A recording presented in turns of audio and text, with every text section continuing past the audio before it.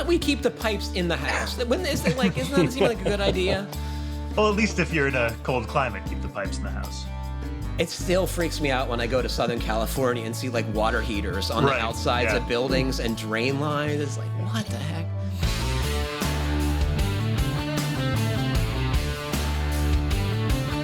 Welcome to the Fine Home Building Podcast, our weekly discussion of building, remodeling, and design topics aimed at anybody who cares deeply about the craft and science of working on houses.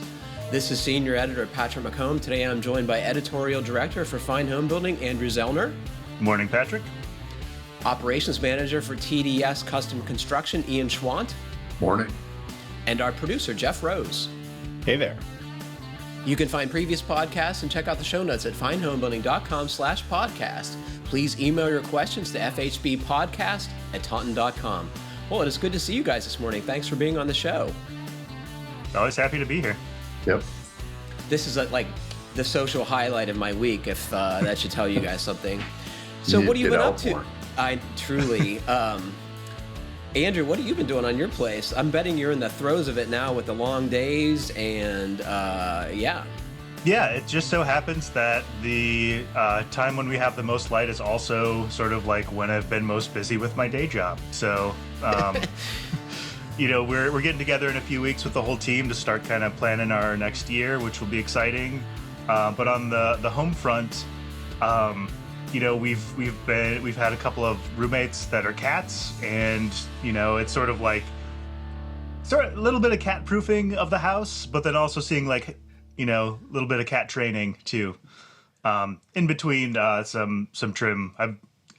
Trim is one of those things in my kitchen where I've been cutting molding and putting it up, and then cutting it a little bit too short. And I don't do it every day. It takes me a while to scribe, and then you got to run to the lumber yard to get some more cherry, and they don't have any more cherry, so you have to go to a different lumber yard, and then you just come home and play with the cats. So you're obviously making the molding too, right? Yeah, I'm doing the table saw cove thing. Okay, I think that's pretty cool. And I'll send you all a video once I feel comfortable doing it on camera. I don't think we have cherry at our local home centers. Do they have other hardwood species too? So it's a more traditional lumberyard that I go to for this stuff. But they have a sawmill in southern Minnesota, and so they've got a lot of local woods, and like sometimes you can even get stuff like hackberry, or they still are working through a fair amount of ash. I bet. Yeah. How about you, Ian? What have you been doing? You making your own molding? No, but I did have almost 90 of our friends and family over to our house for a housewarming party, and it was the first time a lot of them got to see what we've been doing for the last year and a half. So that was mega stressful for both of us, and we're happy to have it in the past now and can get back to normalcy. Curious, what'd you serve for food? We had a pig roast. Nice. We have a Cajachina roasting box, and so maybe the third or fourth time Sarah's done a pig in it. So we got a pig from a local butcher and did that. It's basically a plywood box. Yeah, go ahead. It's a plywood box with a metal liner, and you put the pig in a metal rack, and it goes in the roasting box, and you just keep adding charcoal on a pan that covers the top of the box, and about 6 hours later you have a pig. And it's like what, 250, 200 degrees in there, or 300 maybe? This was the first time she actually put temperature probes in it. And after maybe 5 hours, I think the pig was at about 170 degrees in the shoulder, and 160 something in the rump roast part of it. So it was I bet cool that the box that. is a low temperature cooking method, right? Yeah. Yeah. So it's supposed to simulate burying in the ground, which is one way that I think they cooked pork and small animals at some point. They'd just dig a hole, bury it in the ground, and cover the top with charcoal. It sounds great, except for the dirt. Yeah. So this eliminates the dirt. Well, that's very cool. Did you get positive feedback from your guests? I bet you did. Yeah, a lot of positive feedback and a lot of people commenting about the uniqueness of our house, which was cool. That made me pretty excited that people understood that we were really trying to do something different, not just with the energy profile of it, but just the minimalist design of the inside and the black and white theme.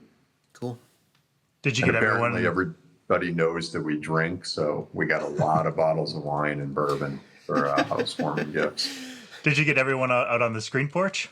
We did. We actually, there was a lot of like children there in that 5 to 12, 13 range. So there was an impromptu kickball game in our backyard, and the screen porch served as a skybox for people watching the kickball game. And one of Sarah's cousins commented that we should add some tiered seating so that you can get a better view of the game. Well, that's fun. I hope that you'll have more parties and we'll get to go. Yeah. You got to get out to the Midwest, Patrick. The real Midwest, not the almost Midwest like Pittsburgh. But it was Sarah said to me at the end of the night, she's like, I was a little weirded out by the amount of people on the deck, but then I remembered all the threaded rod that we put in, lashing it back to the house. So she figured it was okay. How about you, Jeff? What have you been doing? Just a lot of yard work and random errands. Nothing very exciting. Carol got 8 yards of mulch delivered last week, and she's probably gotten through 2 or 3 of it. And boy, is that hard work that I'm glad she's doing. It makes such a huge difference in the landscape, how things look, and the veggie garden especially. My big news was I went to the Elephant's Trunk, which is a weekly flea market in New Milford, Connecticut. And every Sunday morning they have hundreds of vendors who come with all kinds of stuff. Some of it quite nice, some of it quite junky. But I found a light fixture that I'm sure was in some kind of commercial or industrial application that I've since put in the barn. And I think it was super cool. Did you guys see this thing I got? I did. I was wondering if that was the Elephant's Trunk find of yours. Yeah, so I would try to describe it, but I will not do a very good job, I'm sure. But it's got a glass shade and a metal cage that protects the whole enchilada, and it was rated for a 300 to 500 watt incandescent bulb in its original iteration. But I have a 15 watt LED in there, and it makes it for a little more palatable for inside the barn versus the, industrial lowboy lamp, I think is how it's described. What do you think? Did you pay the extra $10 to get in before 5 a.m. or whatever it is that they charge? No, at the trunk? We went at the 8 o'clock hour, which I think was $3 per person. And and the lamp was $29, so I think I did pretty good. So. Was there still the Stanley Tool guy all the way in, I think what would be the southeast corner of the trunk? There was a guy that when I would go always had a bunch of great Stanley planes, but he wanted a mint for all of them. There's a number of tool dealers, at least 3, and most of this stuff is junk, but occasionally there's some very nice stuff, and it does fetch a premium because people didn't used to know what that stuff was, but now they're savvier, I'm pretty sure, because it's so rare. Yeah, it's the only place I've ever seen a Stanley #1 plane where you can pick it up and hold it and see how small it actually is. I bet he wanted a mint for that because that is super rare, right? 1,500 if I remember right. Do you have one of those, Andrew? No, the smallest. I've got a #2, but it's a reproduction size. How big is a #1, Ian? I don't think I've ever seen one. I think it's 5 1/4 or 5.5 inches in overall length, and it's the width of a block plane. But it has a handle and it's a pair of handles like a normal plane. Yep. Yeah, interesting. Knob and a tote, I believe. Not handles, but that's. Again, I will hold that against you that you know that, right? Again, we're veering off into the fine woodworking space. Oh, as always, we got some great feedback from our listeners. And as I always remind you folks, it's the best part of the show. So please keep it coming. This comes from our friend Mike Guertin. Patrick, I'm glad you had Josh Orman of 3M on Pro Talk. I did lots of background research when writing the Roofing with Asphalt Shingles book 20 years ago, and I never investigated the granule manufacturers. So this interview filled that gap. Thanks. If Taunton Books ever asks me to revise, I'll dive into the granule manufacturing too. On your question about white shingles and shingle life, I attended a conference session at JLC by Norm Cash. Norm was considered the foremost expert on asphalt shingles and consulted for many manufacturers. He discussed attic/roof ventilation versus unvented roofs and showed data slides of service life testing based on shingle surface temperature. I won't bore you with the details, but he summed it up. If you want a long-lived roof, always install white. Ventilation has statistically little impact on service life, but white compared to black/dark shingles will last anywhere from 15 to 35% longer. Heat robs the asphalt base material of oil that helps bind the granules on. The longer the granules stay on the shingle, the longer the service life. I think Norm's son took over the consulting business. He may make an informative interview. I know his father would have. Well, informative for roof shingle nerds, Mike Guertin. I had no idea that Mike wrote the complete illustrated guide to the asphalt shingle. I must have missed that in the Taunton bookstore. I find it interesting. Go ahead, man. I was going to ask, like, I've never seen a white asphalt shingle roof in real life. Is that a thing? I have as close to white as you can get on the white portion of our house, and then I have black on, actually, I think it's called More Black is the name of the shingle on our black garage part. It's by Spinal Tap, roofing company, right? Yeah, I see white shingles, not a lot, Andrew, but pretty often. And my gosh, they're old oftentimes. It's very, very noticeable. Interesting. Yeah. This comes from Doug. Hi, all. In 459, there was a question of cold basement when switching to mini splits. In 2001, I had our ancient Kiwani boiler replaced with a Wheel McLean, the same size as a small steamer trunk. That winter, the basement was uncomfortably cold. It seemed that the old boiler leaked enough heat to warm the basement. The solution was to add a used cast iron radiator to our basement. The house was built in 1910 and used cast iron radiators for space heating, so one in the basement seemed appropriate.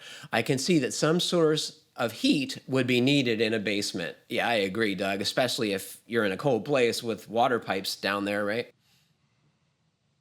And it might not be an issue all the time, but there are going to be periods when it could be, right, when it's sub-zero. You guys okay? You're really quiet today. Well, you just did such a great job of recapping that piece of feedback. You left Andrew and I speechless. It was too well edited and concise, Patrick. I can't take credit for that. Doug's a pretty good writer. This comes from Ryan. Hi, FHB crew. I was reading through the news and came across this article/video that I thought you and your listeners might be into. It's a stunning new PV design that I've never seen before. The largest ground source heat pump installed in North America, and it apparently is the largest building to go through the Living Building Challenge. I have no idea what level of certification they got. I'm usually not a big fan of commercial construction, but this was too unique not to share.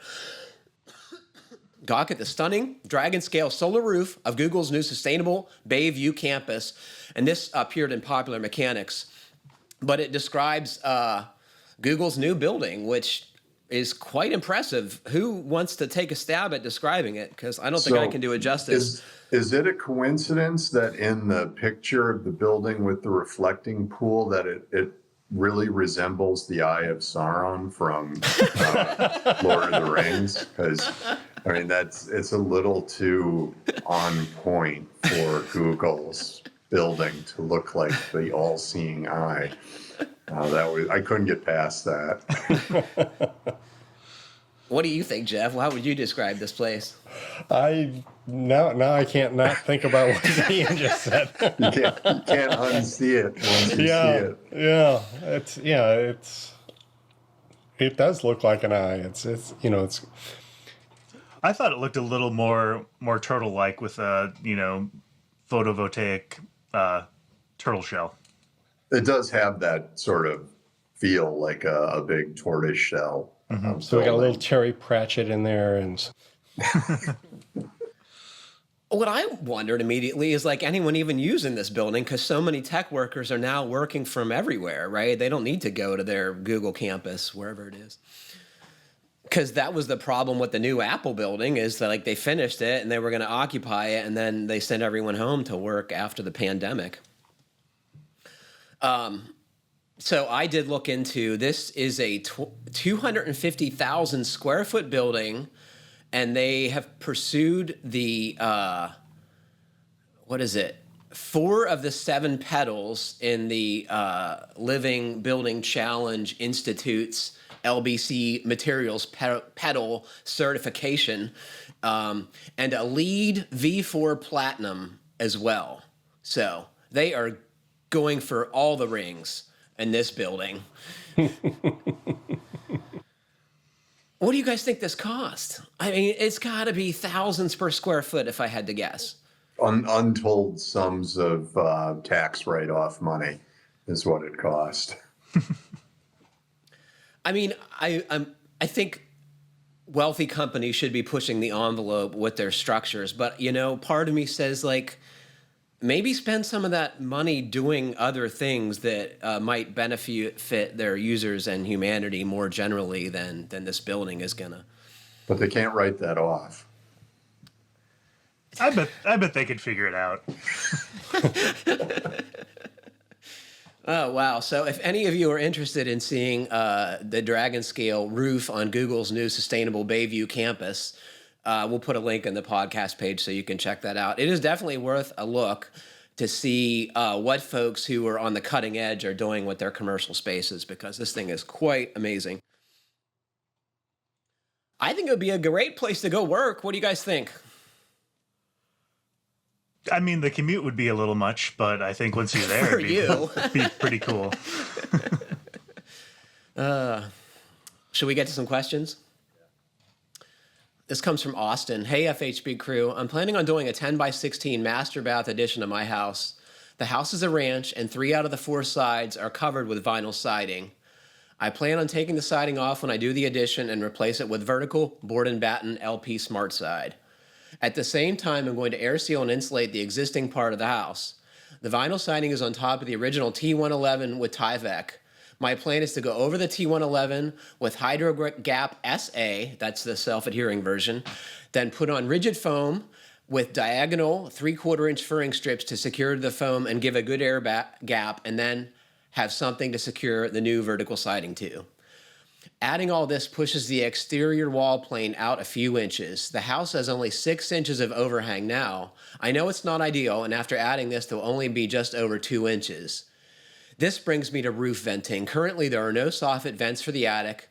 There are 2 gable vents at each end of the house. There's also a ridge vent that I think was put on maybe 4 or 5 years ago when the shingles were replaced. If I understand things right, you shouldn't have gable vents and ridge vents because it will short circuit, so to speak. I want to get rid of the gable vents, put in baffles at the ends of my rafters, and vent through the soffit, but since there will be so little soffit, will there be enough room for a vent, and will there be any foreseeable problems with this detail? I've also like to have a vent the wall assembly starting at the bottom of the wall and going up to the other side of the edge of the roof. There are no ice dams or other problems with the roof presently. We're in climate zone 4 in northern Kentucky across from Cincinnati, so I could just leave the vents how they are. I hope to hear your thoughts soon. Thanks for all the great podcasts and information that you guys provide, Austin. Okay, so I see a couple questions here. Austin kind of glossed over the fact that he's going to have this deeper wall assembly, and I don't know how he's going to deal with the windows and trim elements, but I'm guessing he has a plan for that because he seems to have thought of everything else. But what do you guys think? To start off, is it okay to have gable end vents and a ridge vent? I would see no reason to do anything about that. As he says at the end, he has no ice damming. And I think he, in just writing the letter, gets to the solve for the roof venting at the end when he realizes he doesn't need it. It was like a therapeutic exercise that Austin had, right? He like was able to talk himself into the right frame of mind here, right? Yeah, I think so.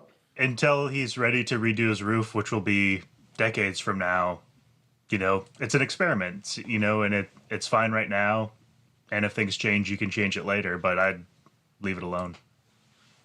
One thing that I had picked up on was the Hydra Gap SA is pretty pricey, and he's using it inboard of the foam, which to me doesn't make a ton of sense. I'm sure you would end up with some moisture behind the foam, but I did some just quick research locally, and the Hydra Gap is about $1.30 a square foot, whereas Tyvek is like 20 cents.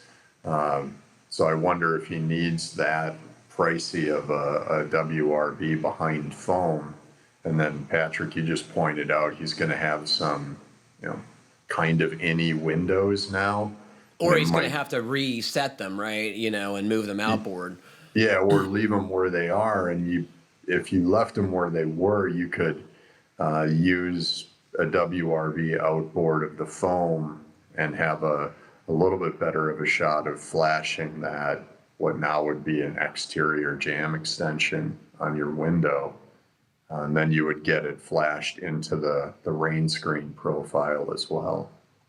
I'm not going to say you can't do any window that's watertight, but I can tell you it's way harder if you don't have any overhangs, and I don't think 2 inches cuts it, right? So, right. I would really think seriously about moving those windows out. Maybe it's a good time to replace them if you have the money, because you're, in essence, replacing them anyway, right? You're taking them out and putting them back in. What do you guys think of that? I think, yeah, anytime you're going to side the house in its entirety, that's a great time to change out your windows. It's not a small expense. I will fully agree, but, maybe it's the right time. If he were going to also be doing the roof, could he apply larger overhangs? Yeah, wouldn't that be cool? Assuming the windows aren't too high up in the, in the elevation, right? Mm-hmm. If they're real close to the overhang, then that could be a problem. But yeah, you wouldn't be able to do it if the heads were at the soffit height or close to it. Sure. Something tells me with this type of house, it probably has a pretty steep roof, unless it's just a regular ranch. It says it's a ranch style, but typically a ranch style would have some kind of overhang on it. Often large, right? Yeah.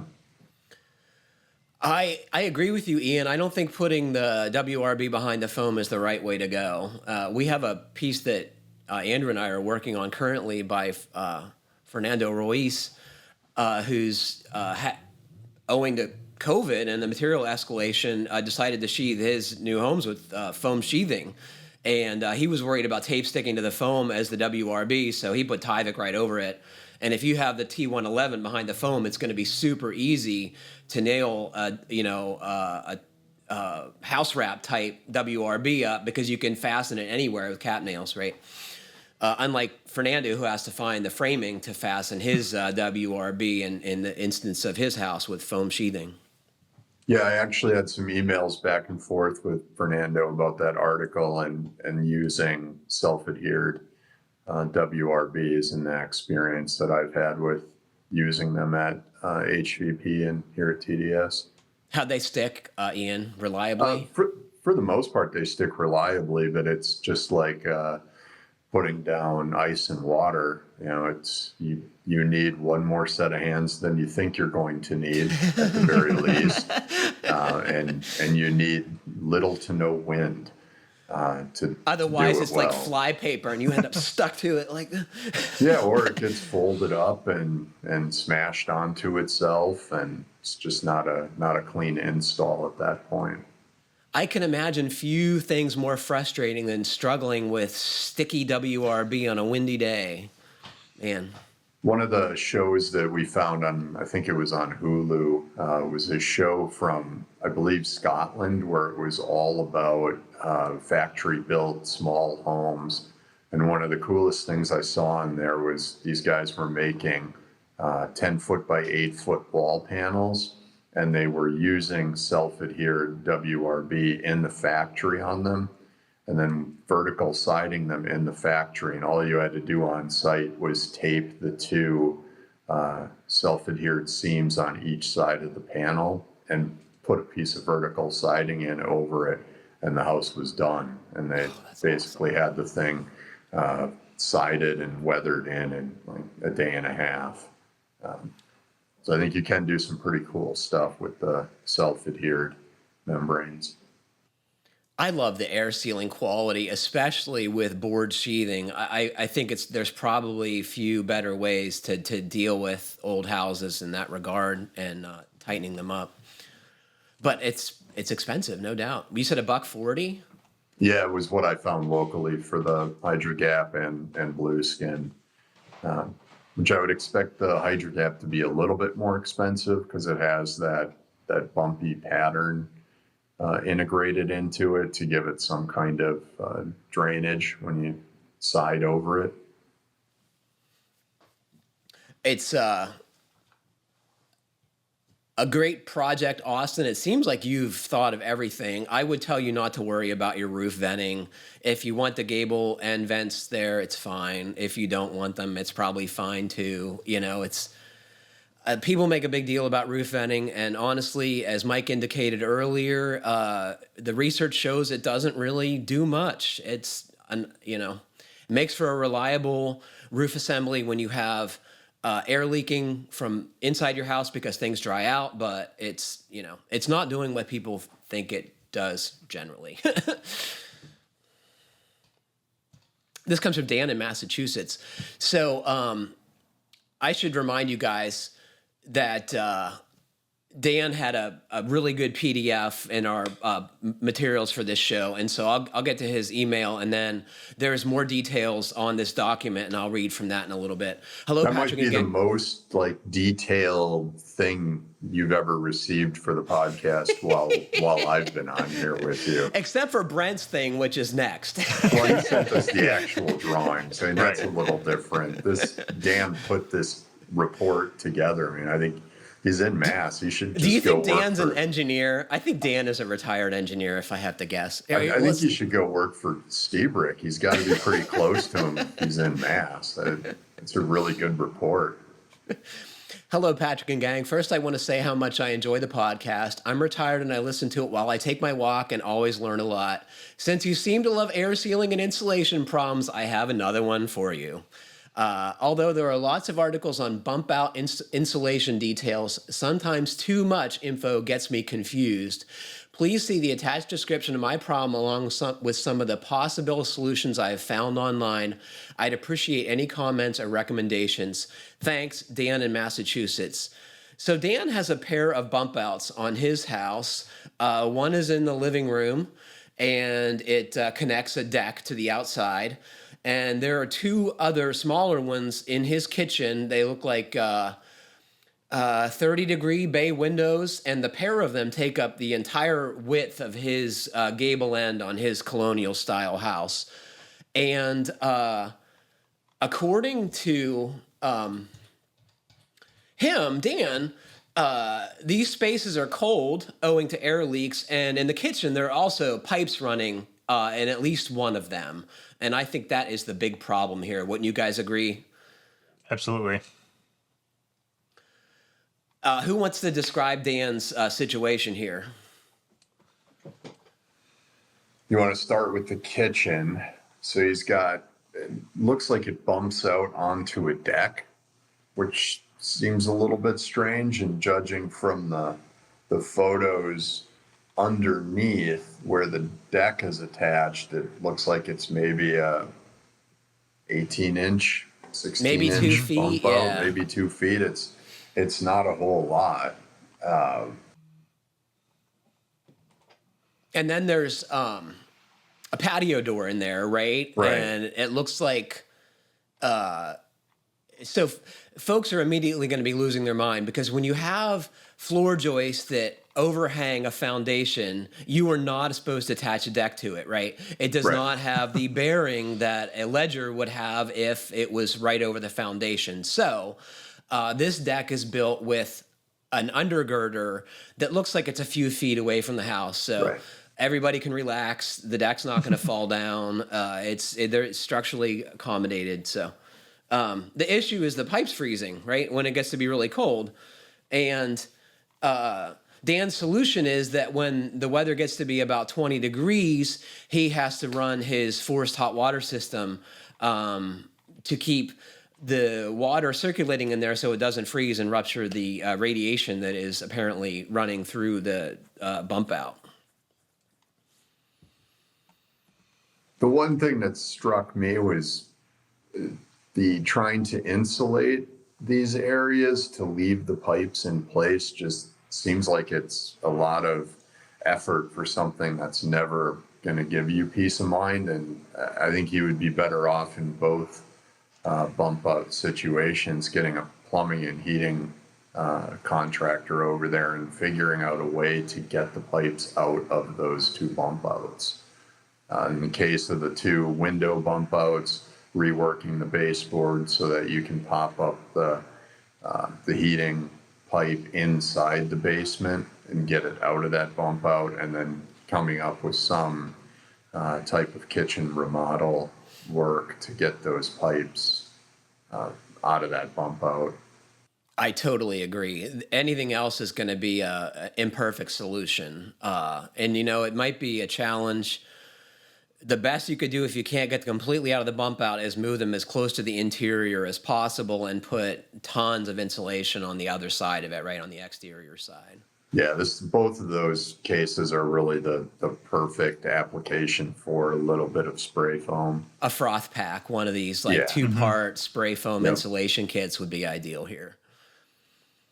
And I would say, if you're not going to use the froth pack, and there are some environmental reasons probably not to, if you're going to cut and cobble this, which would be the other way to do it, make sure you do a really good job of air sealing this cavity, because all your insulation efforts are going to be for naught if it's not adequately air sealed.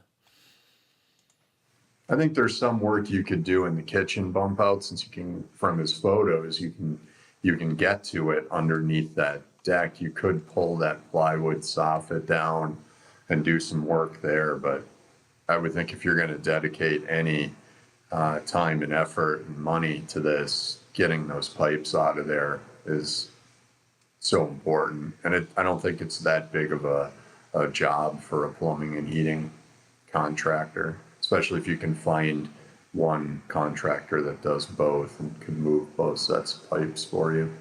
And it looks like it's PEX, so I mean, it's theoretically even easier than it might be with some other plumbing systems. Yep.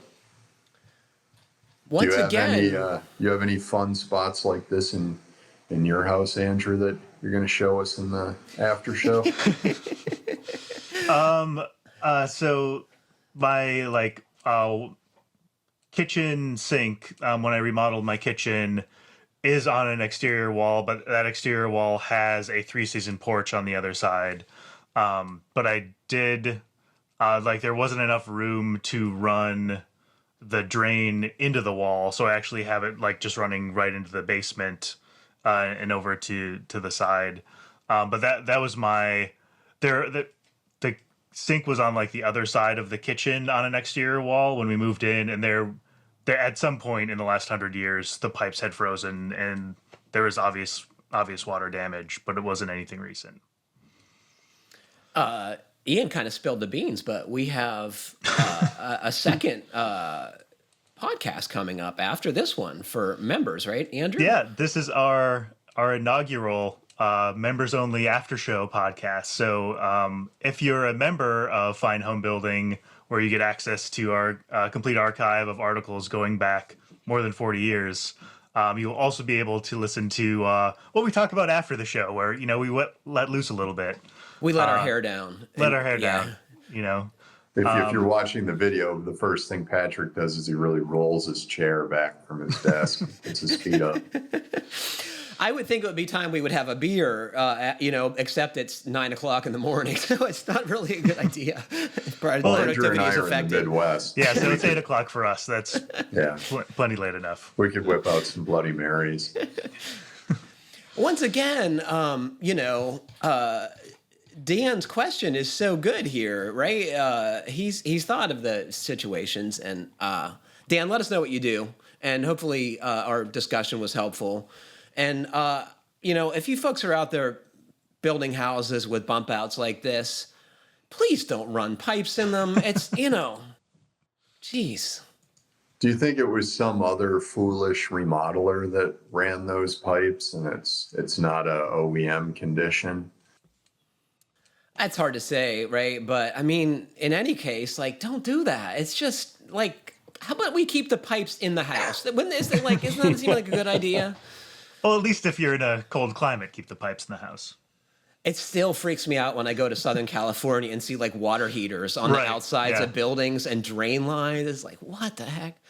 Well, look at all the problems they had in Texas when they had that freeze. It is a good reminder, right? Blowing up hot water heaters because they're bolted to the side of the house. Yep. I bet you all those water heaters went back on the outside of those homes too. Nobody bothered to move that stuff. Where are you going to put it? Yeah. Slab on grade house with no mechanical room. That's right. Yeah. This comes from Brent. Speaking of quality submissions here to the podcast, Brent, you're an overachiever for sure. Hi, Patrick and crew. First, thanks for the podcast. I've been a loyal listener for 4 years now and have used your advice on my house renovations. It has not fallen down yet, and my attic seems to be venting properly, so your advice has worked. I emailed a few years back asking about some details for an accessory dwelling unit that I'm planning to build. It has been 3 years now of planning, learning to be an architect/drafter/developer/builder, and working with the city to get a development permit approved from our lot. I am just about to submit my attached plans to the city for the building permit, and I'm hoping to start self-building, which required me to pass a test here in Victoria, British Columbia, Canada. What do you think about that? If you want to be an owner-builder in Victoria, you got to pass a test. Great idea. It won't happen in America. I want to take the test to see if I'd pass it. Right? I wonder how many contractors would pass it. I have no confidence. I wouldn't know how to build in Victoria, BC. Anyway, the design process has been quite interesting. I've tried to think through every detail as much as possible using Fine Homebuilding /GBA as I go. For every part of the build, I've generally started with uber high performance, and then after investigating the cost, energy, carbon impacts, I moved to a pretty good house level of performance. And then after working with local builders /engineers, dumbed it down even further to along with local practices and codes. I would say the result is a pretty good house light. Luckily, though, due to our relatively mild climate and cheap low-carbon grid electricity, the home will be extremely inexpensive to operate, around $100 per month according to the energy modeling. Very low operational carbon and pretty low embodied carbon. I attribute this mostly to the small, simple form and a pretty good southern exposure. As you can tell, I probably could write a short novel on all the work and hoops I've had to jump through to get to this point, but I'm hoping you could help me with a few of the things I've been pondering recently. 1, I was thinking of using the slab-on-grade as the finished floor. As you can see on detail 2/A6, my foundation wall thickness has to be thicker than the 2x6 walls going on top. This means there will be a pour joint about 2 inches away from the wall. Any idea on how to deal with this? concrete / epoxy topping, keyway in the foundation wall, somehow highlight the pour break as a design detail, give up trying to be cute, and put flooring over top. Well, I think we should take these one at a time. So what do you guys think about this detail?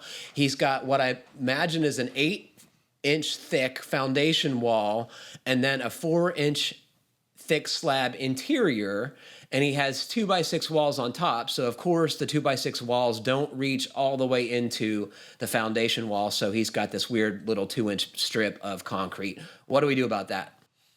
Redesign it so that it steps at the top of the foundation to a 5.5-inch wide step to match your wall. Before we proceed, Andrew, is that what you were going to suggest, or did you have another idea?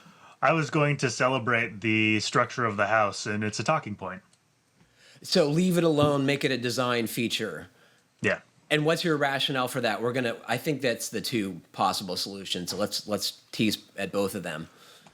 The rationale would be it's easier. Doesn't require redesign in a place that made a guy take a class to build his own house. If he's been working on this for 3 years, although if you've been working on it for 3 years, what's another year, right? So. Yeah.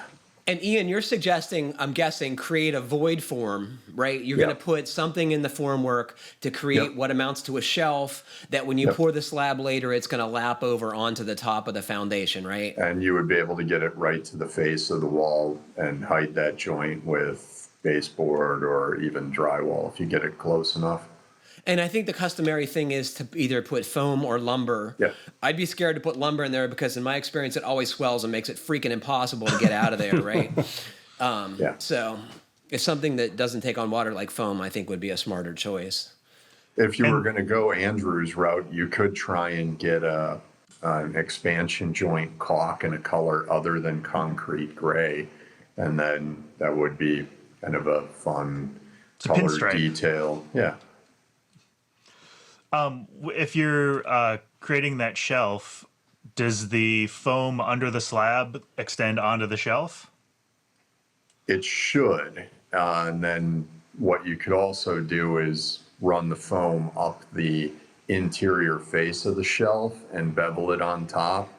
That's actually how my basement concrete floor in our exposed face of our house terminates into the wall framing. Okay, so we should explain this to folks.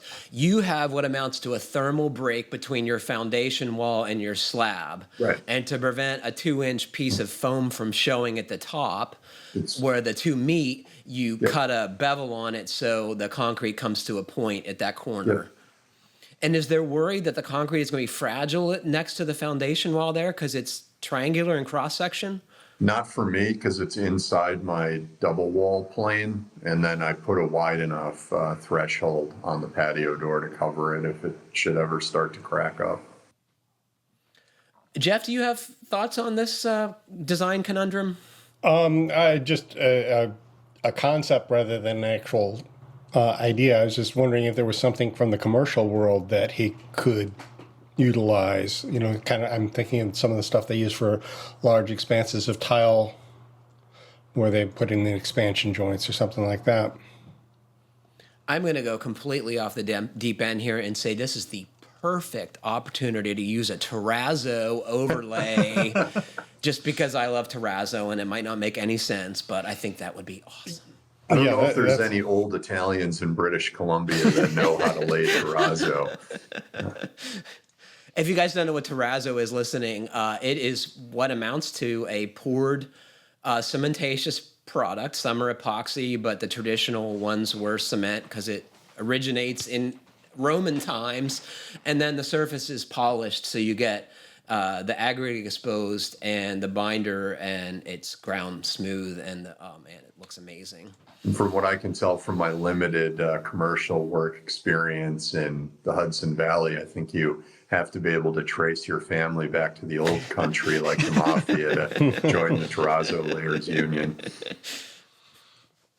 Brent, I think this is up to you, buddy. I think you can make it an awesome design detail, as Andrew suggested, especially if there was some somewhat contrasting colors or texture to the two concrete products. I also thought of Ian's solution as probably an easier way to go. It's not going to elicit any questions from anybody. Why did you do this? Is this right? Is someone going to worry about that down the road? Who knows? But I would weigh those things and make your own choice. We're not done with this question. Here we go. So there will be a cathedral ceiling.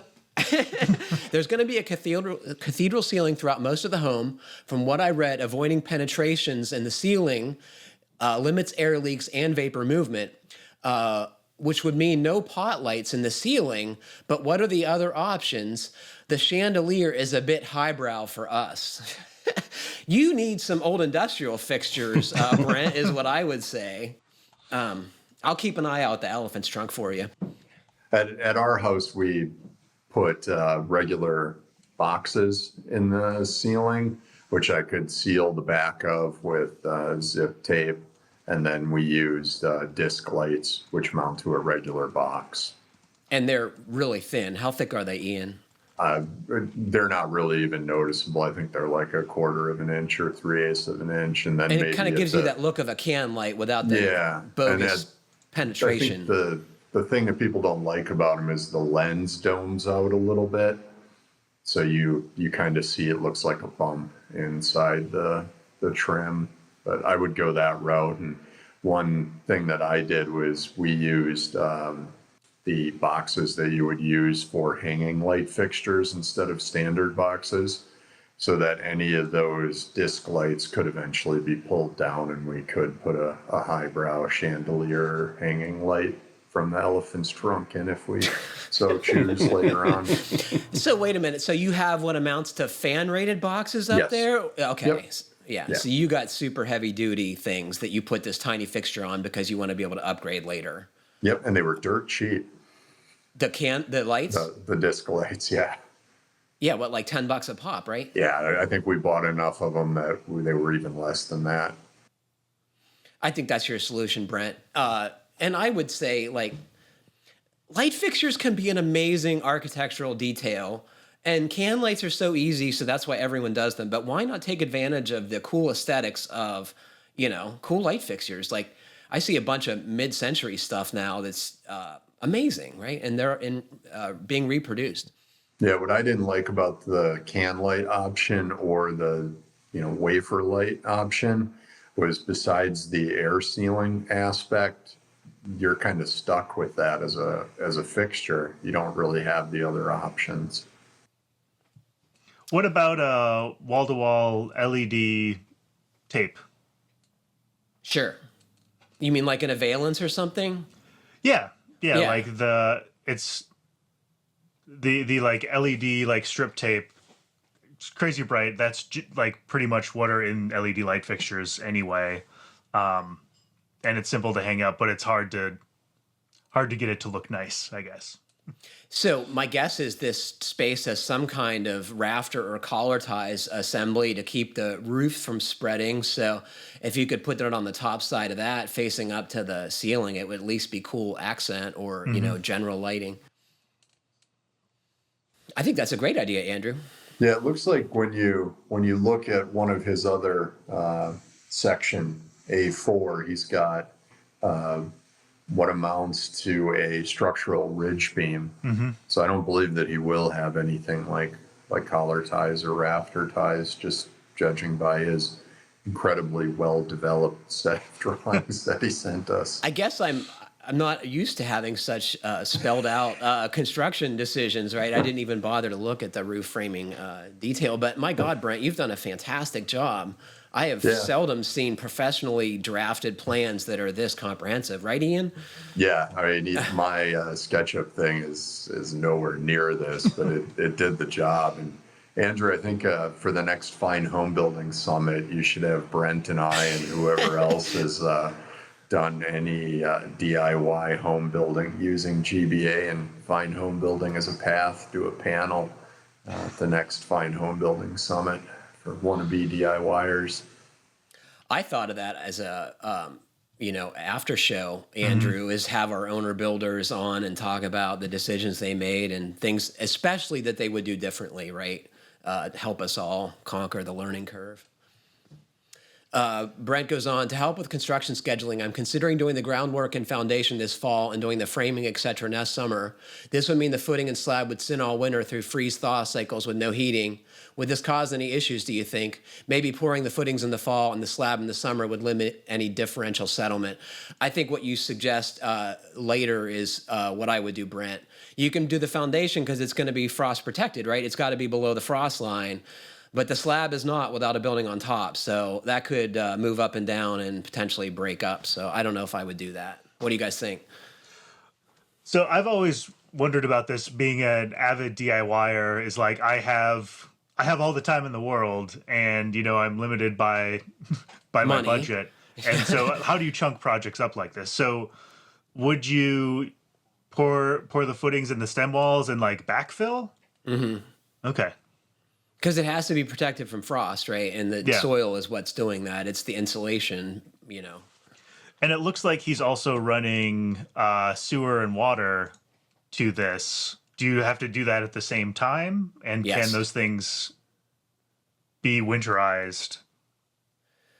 Well, so I'm guessing he has city water, and if he doesn't, the solution is the same. So the shut off at the street is going to be below frost line. So theoretically, the utility would come turn on the water at that point, but they're not going to open the curb stop, which would supply water to the house, right? Sure. And they can do that once the house is plumbed and ready for water. But obviously, those things have to be in place before you start pouring the foundation. Otherwise, you're going to have to drill through it or go under it, which you shouldn't do. I think drilling through it wouldn't be a big deal. People do that all the time, but it would seem easier to have it at least a sleeve run. I would think you could also pour the slab, because in effect it's no different than a unheated garage or shop or shed that has a stem wall foundation and a concrete floor. So you're assuming a good drainage layer below it, I'm guessing, right? Yeah. You're not going to put this on muddy ground, because the problem would potential be that it would move differently. I think well thought out, it could certainly be done. Maybe you would want to have it covered so it didn't just get full of snow and ice and with plastic or something like that, you mean? Yeah. Just keep it covered so you're not having that buildup of snow melt and then freeze and getting ice in places where it doesn't belong.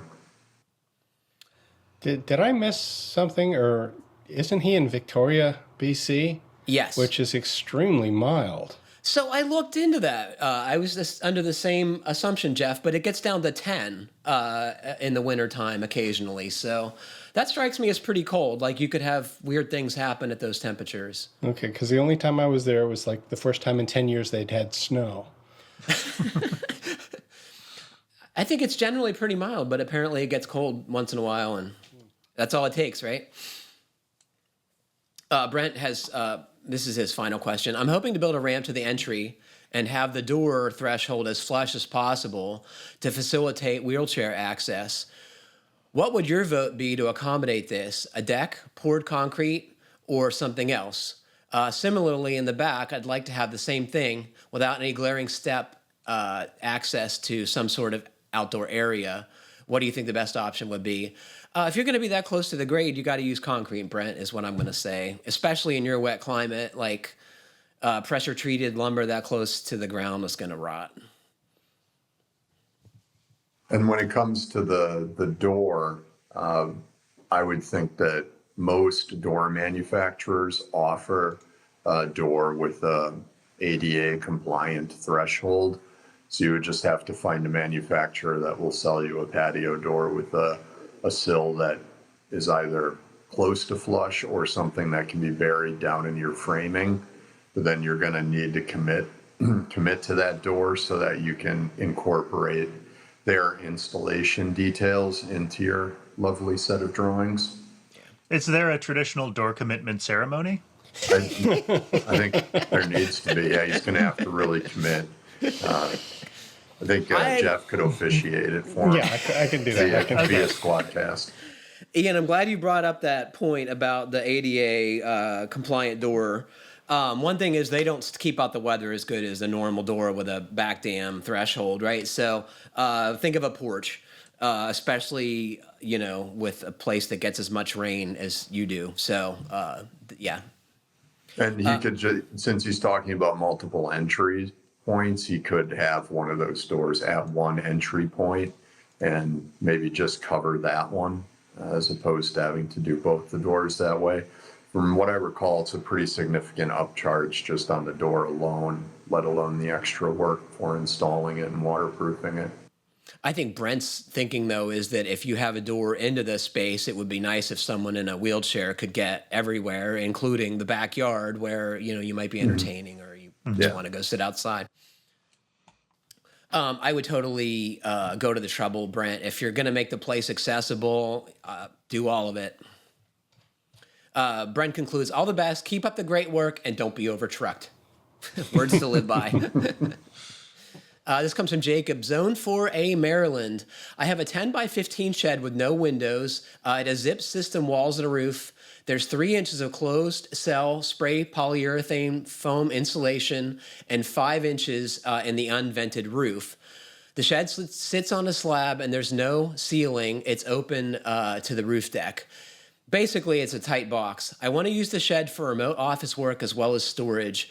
My concerns are controlling humidity and keeping the temps comfortable while I'm in there, but also able to keep it from extremes at either the winter or summer of 40 or 85, respectively. I've looked at mini splits, through-wall AC and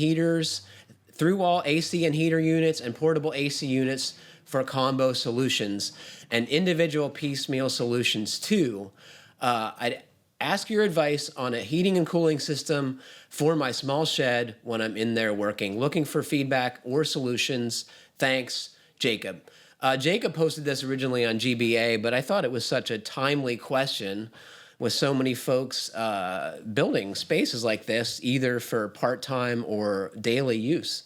What do you guys think? What's a heating cooling plan? I feel like this is a perfect use for a mini split. Do you think you can get one small enough, Andrew? So that's like the rub, right? You need one small enough or one that is like variable speed to get small enough that you're not wasting a bunch of money. I mean, basically, it sounds like it's a insulated cooler. It's like a Yeti. And so he could heat it with just like an incandescent light bulb. Right. Or a the cooling, space heater, right? A tiny space heater, yeah. The cooling is the tricky part. I'm thinking a hole cut in the wall with a window air conditioner stuck in it, the smallest you can get, which I'm guessing is probably like 4,500, 4,000 BTUs maybe. And, run it for a period and then turn it off once it's comfortable. What do you think, Ian? I agree with you. Cut a hole in the wall and put an air conditioner in it. Looking at some of the talk on this one on GBA, he got a price from a local contractor for a 6,000 BTU Mitsubishi unit, and that was $4,500. He reports in my God, think feedback. How much electricity for an air conditioner you could buy for $5,000. And that's exactly what some of the commenters said. So I agree, Patrick. Cut a hole in the wall and put an AC in it. Yeah, and get on with your life. Enjoy the shed, right? Yeah. It's just like you have a morning project instead of a $5,000 subcontracted install. Jeff, what do you think? Yeah, no, I think a small air conditioner and maybe a radiant panel for heat, and then as needed, portable dehumidifier. One of the things I found interesting in the GBA thread was a number of folks said put a window in this place because working in a windowless box is grueling, right, Jeff? Yes. Do you have experience with this, Jeff? Not lately. I have a beautiful window here, and I used to work in a fishbowl, but recording studios often have no windows for good reason, right? And editing suites not to the outside. Yeah, right. Yeah, I think you'd agree. It gets kind of oppressive in there, shall we say? Yeah. So with a 10 by 15 space, just to play a little bit of devil's advocate, are you worried about taking up space within the space with a cobbled together solution where mini split on the wall would save that space? I'm curious what space we're taking up with the cobbled solution. Well, you'd be taking up space on the wall with a radiant panel and the AC, and then also some kind of portable dehumidifier would also take up a few square feet of space. So I think Andrew's definitely thinking like, where would I put my table saw in this 10 by 15 space and a joiner? And I can't put the joiner there because that's where the portable dehumidifier is going to go. I need wall-to-wall workbench. Yep. Well, I was also thinking too, if like, you know, so much of our time is spent on video calls and like having to turn on and off a wall unit, air conditioner or something, you know, the acoustics of the space, although with like just foam on the walls right now, it probably sounds pretty good. I think we need a affordable solution for this project. I mean, what's the shed worth, right? It's probably worth $5,000. I say that so cavalier. It's probably 4 times what I think it should cost, right? Jacob, let us know what you do. Enjoy your office. I think a mini split or a window air conditioner and an electric heater of some persuasion to do whatever you need. So there is another post on GBA from Jacob on the 5th, and he added a window and will purchase a U-shaped Medea cube dehumidifier, and I'm guessing it's a Medea air conditioning unit to go in the window. Have you seen is these? That the one that like loops over it and so it doesn't block the window? Yeah, that's cool. That's a cool solution. The window kind of closes most of the way in the housing of the air conditioner. Yeah, it is cool. It's one of those things when you see it, you're like, God, why didn't someone think of that a long time ago, right? Well, we should remind folks that stay tuned for the members-only after show where we'll be diving into, what is it today's subject, Andrew? Today, we're going to talk about how to space out your home projects so you can accomplish them all yourself without any additional help. And Ian, Jeff, and I are on the hot seat where we're going to be grilled with Andrew's questions about his home's situation, right? Yep. Awesome. Yep. And so to get our members-only after show, all you need to do is sign up to become a member of finehomebuilding.com. And not only do you get the after show, but you'll get the magazine delivered to you, and you get access to the full archives that has all of the answers to all of your home questions. So Good answers. that is my pitch for you. Well, unfortunately, that is all the time we have for today. Thanks to Ian, Andrew, and Jeff for joining me, and thanks to all of you for listening. Please remember to send us your comments, questions, and suggestions to fhbpodcast@taunton.com. And please like, comment, or review us however you're listening. It helps other folks find our podcast. Stay safe, everybody. Keep craft alive. Happy building.